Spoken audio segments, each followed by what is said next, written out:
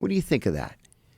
And he said, first of all, let's call a spade a spade. He said, this is a torture program. I meant to ask you, do you want to be certified in the use of enhanced interrogation techniques?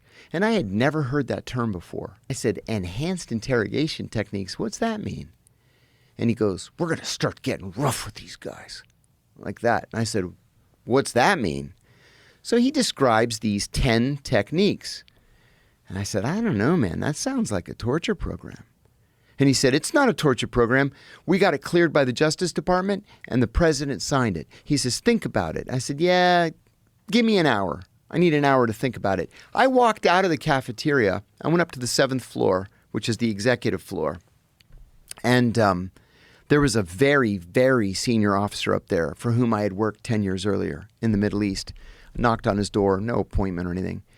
And I said, hey, I need some advice. I was just asked if I wanted to be trained in these enhanced interrogation techniques. What do you think of that? And he said, first of all, let's call a spade a spade. He said, this is a torture program. They can use whatever euphemism they want, but this is a torture program, and torture is a slippery slope. He said, you know how these guys are. Somebody's going to be a cowboy. They're going to go overboard, and they're going to kill a prisoner. And when that happens, there's going to be a congressional investigation, then there's going to be a Justice Department investigation, and somebody's going to go to prison. Do you want to go to prison?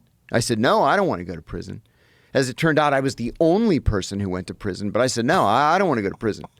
I went back downstairs. I said, listen, I have a moral and ethical problem with this.